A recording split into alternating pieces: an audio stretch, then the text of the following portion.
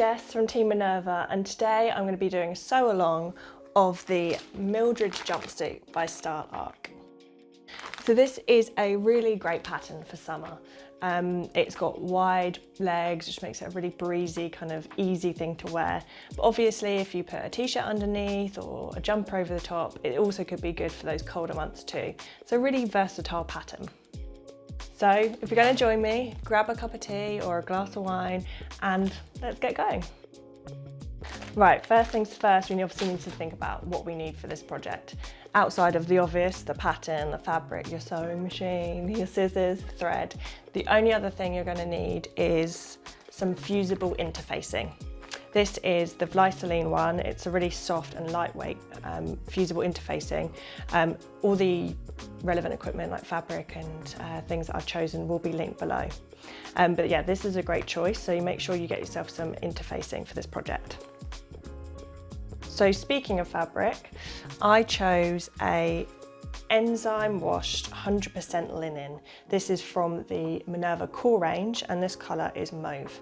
I really like this fabric because obviously for a summer pattern you want, well, I wanted something that can breathe well, it's really nice and easy and to be honest just not sticky and hot, and obviously linen is great for that. So this is a medium weight linen, so it does have that structure that you kind of want for those kind of wide legs and the structure at the top. So yeah, this is a really nice choice, 100% linen. The pattern does recommend for this pattern a linen or a drill, a crepe or a denim or a cord. So they are the kind of more medium weight fabrics that you would want, as I say, for that little bit of structure that you might need for this pattern.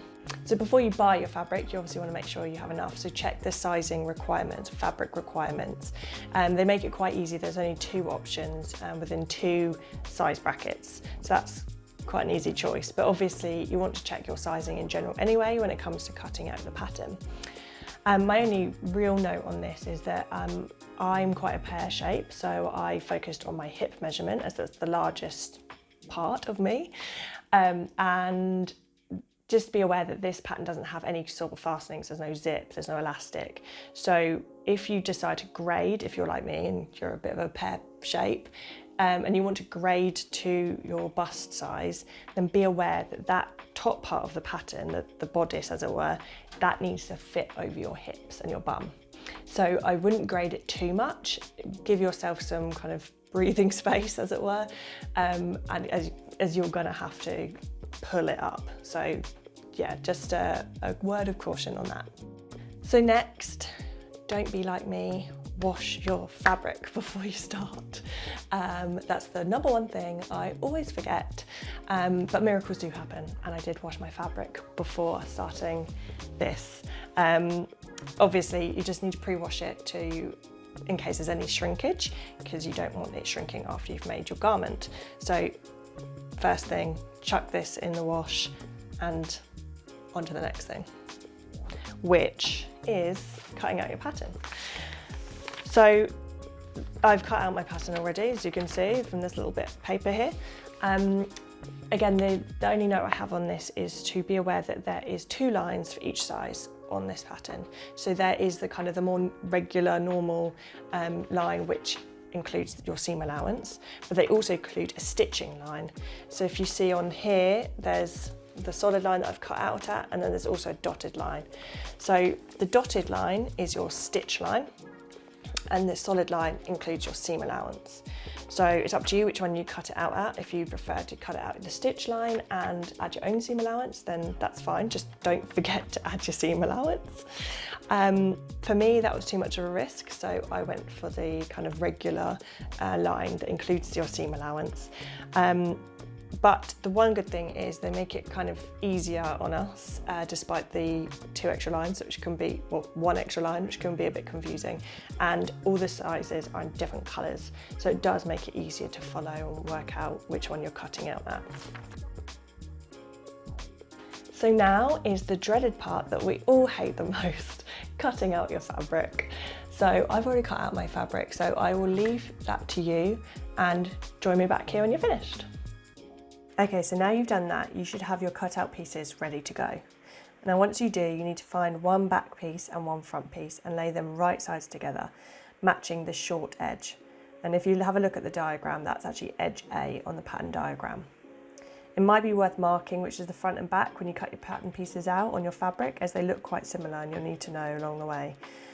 But for now, let's pin these together and start sewing. If you do cut out the pattern pieces at the solid line that I mentioned earlier, then the seam allowance is 1 centimetre. So sew all the way along, all the way down to the bottom.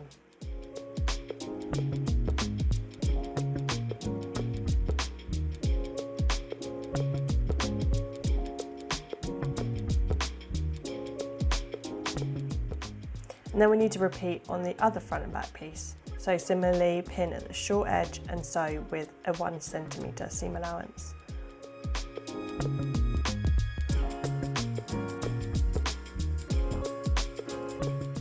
Then we just need to press our seam nice and flat and finish it how you wish as well.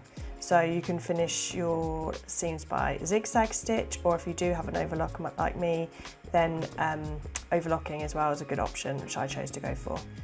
So you should now have 2 nice flat leg inseams. Now lay the 2 pieces right sides together, matching the seams you just sewn, and the edges of this kind of semi-circle curved edge which we now have in the centre of the garment.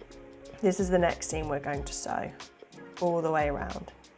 It can be hard to visualise what part this is on the pattern, but this curved edge will run down the middle of the garment and centre front, between your legs and up your centre back.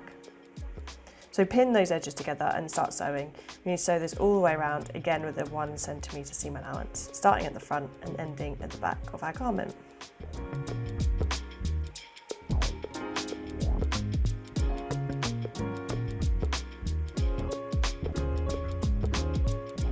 So let's press the seam all the way around, and again we need to finish the seam edges with our preferred method.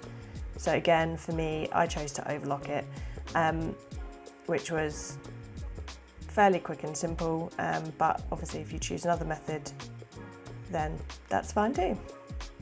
But when we are finishing our seams, then it's good to think ahead and actually finish the edge of our pocket at the same time, because next we're moving on to pockets.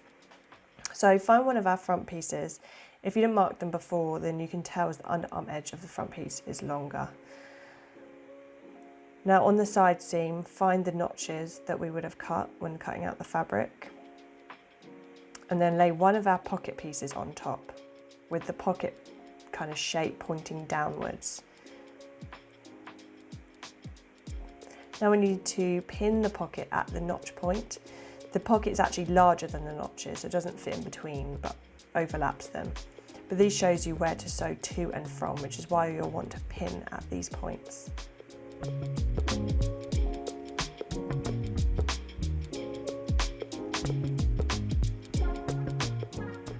So now we want to sew along the pocket, sewing it to the side seam between the 2 pins that we just pinned. Now next we need to make little incisions at the notch points, cutting up to the seam at the 2 points where the seam starts and ends. Now it can feel pretty scary to cut into your fabric, but it will be fine as long as you don't cut into your stitching.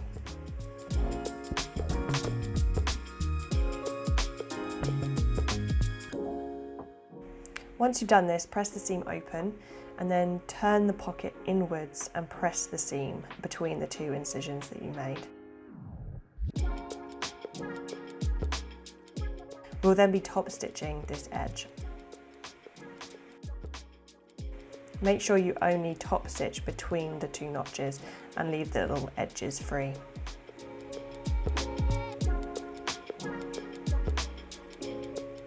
With top stitching, we want to make sure as close to the edge as possible so it looks nice and neat. And then we should have a really nice finished edge.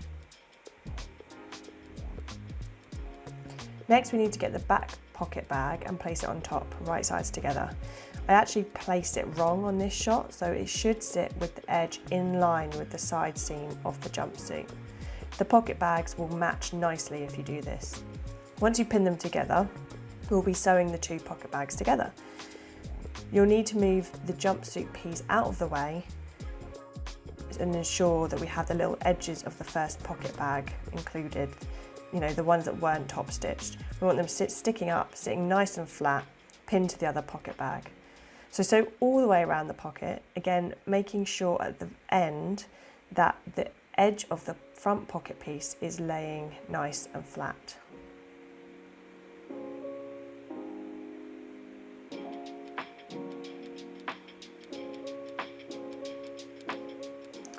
After we've sewn those together, we need to secure the ends of the pockets with a small stitch on each side.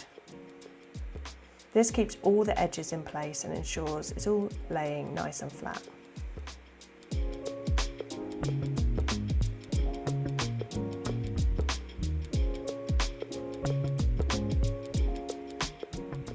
To make sure you don't see this stitch from the outside, I sewed this at about 5mm. Now remember to repeat all the pocket steps for the second pocket on the other side of the garment too before we move on.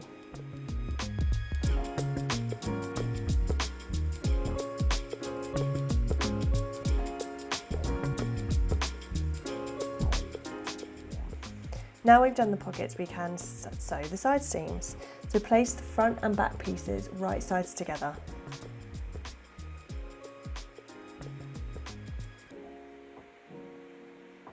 And then we can pin the side seam all the way along from the bottom of the trouser leg up to the underarm. And then sew all the way down the side seam.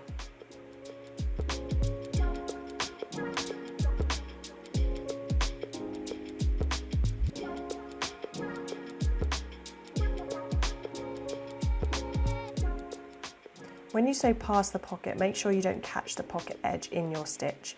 You can kind of feel it under your finger as you sew to make sure you don't get too close. So finish your seams as before and press them nice and flat. So next we need to do the bust darts. So fold the fabric from the wrong side, matching the notches, and pin them together.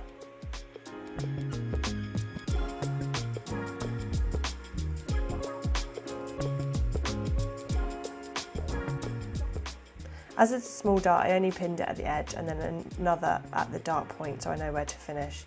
But to make it a little easier, I did draw the full dart marking on so I can sew along it. But you could have done this when actually cutting out your pattern. After you've pinned your dart so it's laying nice and flat and even, sew the darts. Rather than backstitch at the very end as well, remember just to sew off the edge. And then to finish, we can just tie the thread into a little knot.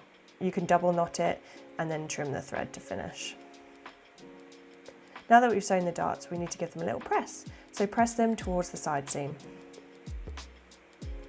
Now we can move on to the underarm binding.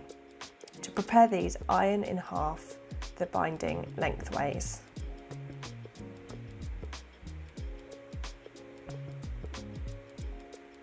On the garment, you'll see the notches on the underarm. This is where the binding needs to start and end.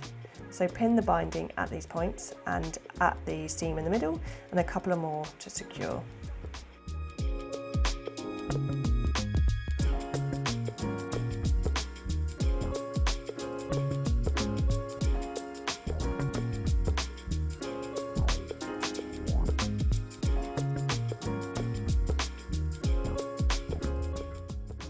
Next we need to sew the binding down. I did do this at a very small stitch, I think only, a couple of millimeters, maybe 5mm, because there was no mention on the pattern, but 1 centimetre would have been far too much, so I kind of did an edge stitch.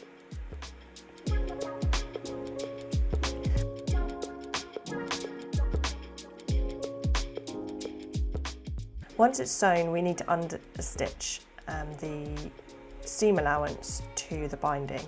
This means sewing the seam or the seam allowance upwards onto the binding. We want this stitch line to be on the inside of the garment, which is why we sew it to the binding and not the main garment. The seam, if you've done it like me, will be quite small, so take it slowly when understitching. I find I tend to need to lift up the foot up and down from time to time, otherwise the fabric edge just gets caught in the middle of the foot, and we want to keep it nice and flat and sew over it, not into it. so you may need to take this pretty slowly, as I did. As you sew the understitching, try and pull the binding and the main garment away from each other as well with your hands. This will ensure a nice seam when you've finished, rather than it getting all bunched up. And as you can see, it looks as if it's been pressed, but this is actually due to the understitching. And this will create a really nice clean edge once the jumpsuit's all finished.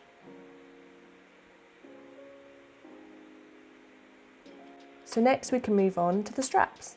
So to prepare these, it's nice and easy. We just literally iron them in half before we need to sew them.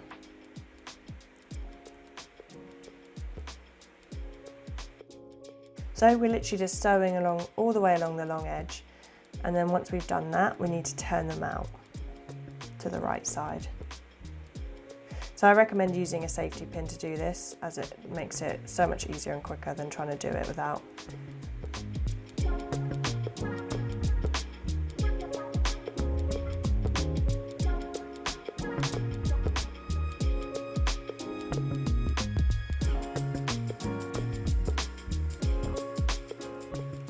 So once we've turned them out and given them a good press, we want to do top stitching on both of the long edges.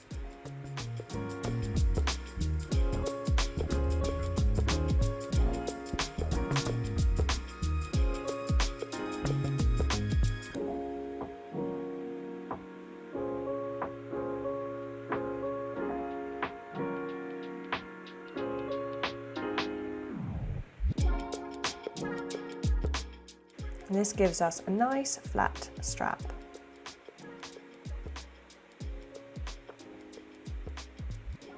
Now that the straps are done, we need to attach them to the bodice. So you'll just about notice that the ends of the straps are a slight angle. So we want to attach the longer edge side facing the middle of the garment.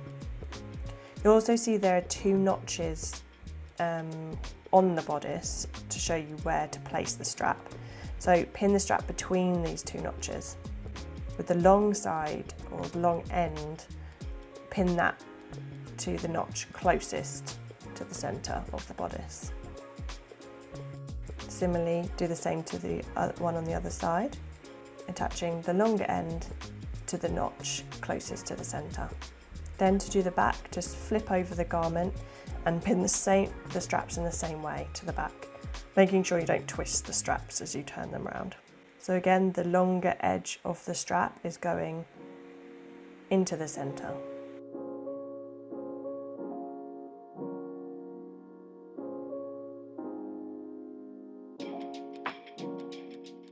We're then going to sew on the straps, and I sewed them at about a 0.5 or 5mm seam allowance, so that the stitch line sits hidden once we attach the facing.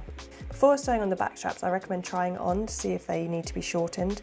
Mine needed shortening by about 3 to 4 inches, so it's definitely worth trying on. So I cut mine before repinning and sewing down. I also saw that the front was quite gapey on me, which will be a problem if you have a larger hip measurement like me, but can't grade to a smaller bust due to there being no zip or fastening to get it on, as I mentioned earlier. However, I was able to take in the centre front seam by about 1 centimetre at the very top, tapering out to the original seam.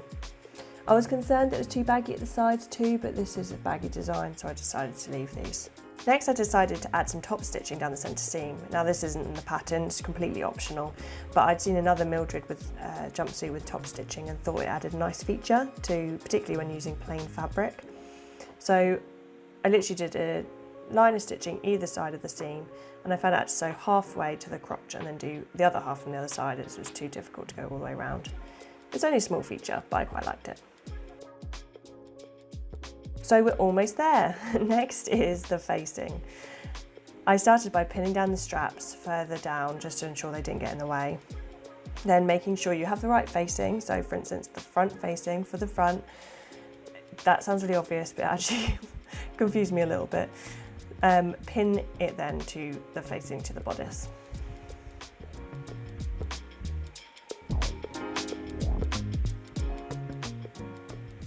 Then repeat on the other side, pinning down the straps again, and pinning the facing right sides together to the bodice. You want to make sure the ends of the facing as well are going over the seam line of the underarm binding, as this is where we need to stitch from. When you start to stitch the facing on, you want to start in the seam of the binding. I ensured my needle went straight into the ditch of the seam before I started. From there, sew like normal with a 1 cm seam allowance, but keep an eye on where your strap is, as you may need to taper further in to make sure you pivot exactly next to the strap. Then sew all the way along the top, making sure again when you get to the corner you pivot the very next stitch after you've gone over the strap. This will ensure the straps look like they're in the very corners of the garment. Before pressing the facing, I cut down the seam allowance a bit to reduce bulk, but be careful when trimming this edge part because you don't want to trim anything that'll be seen once the facing is turned around. But you can clip the corners and certainly trim the top edge to reduce bulk.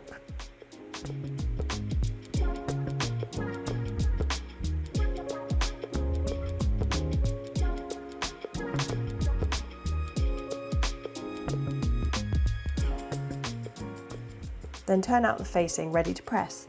I noticed when I did this you could still see the corners of the facing, so I cut those off.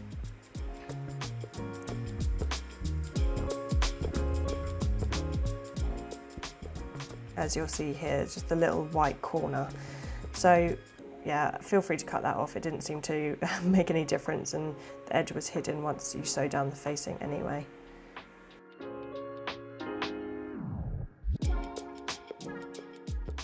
Then press both the front and back facing so they sit nice and flat.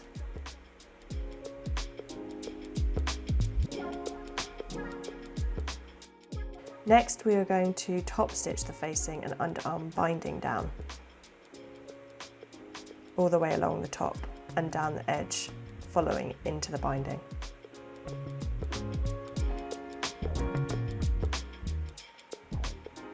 So before starting, I quickly pinned the binding down again, just to make sure it's nice lying flat and evenly. I started sewing at the underarm seam, edge stitching the binding down and carrying on round onto the facing. It's roughly 1 cm away from the edge once you're onto the facing.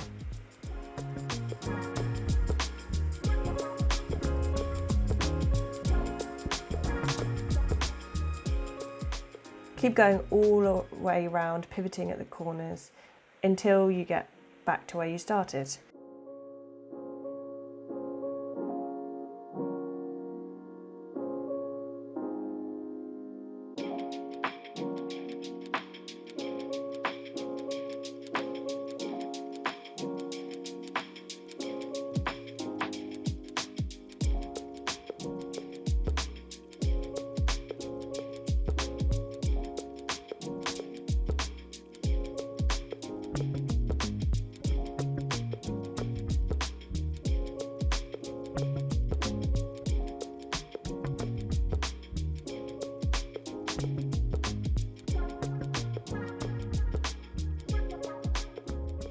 This will give you, not only will it sew down your binding, but it will also give you a nice top stitching all the way around your facing. Finally, we just need to add 1 line of top stitching at the bottom of both the front and back facings.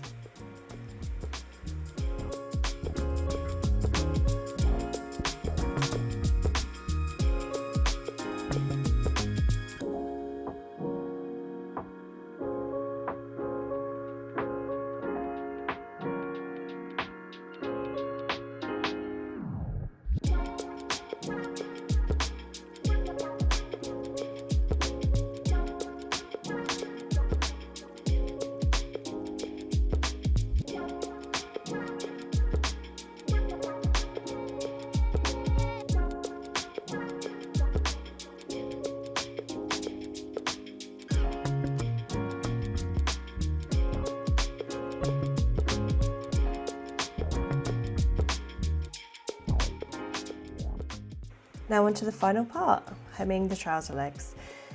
So there isn't much direction on how much to hem your trousers by, so you may want to try it on at the stage to work out how much you want to hem by and how short you want them to be.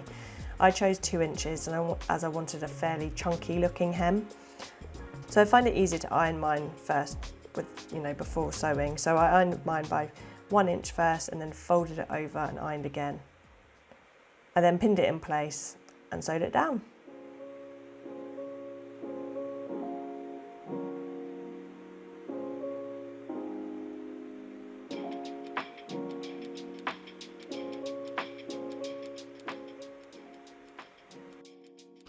So now guys, you should have your very own finished Mildred jumpsuit.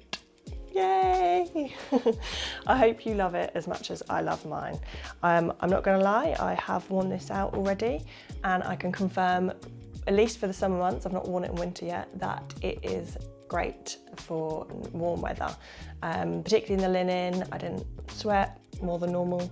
It was a really nice, easy breezy thing to wear, so definitely something that I'm going to keep in rotation in my summer wardrobe. If you did make it and you followed along with the sew along, then firstly, thank you for joining me, and secondly, please do post photos of your make on Minerva. Make sure you tag in the pattern as well so that we can all see it, because obviously it's great to learn from each other, get inspiration, see what fabrics you use, what it looks like on different body types and all that lovely stuff. So do post that on, and if you want to follow me and see other makes I've made, my name on Minerva is Jess Makes. So I hope you all had a brilliant time following along on this sew along and making your Mildred, and have a great day and see you next time. Bye.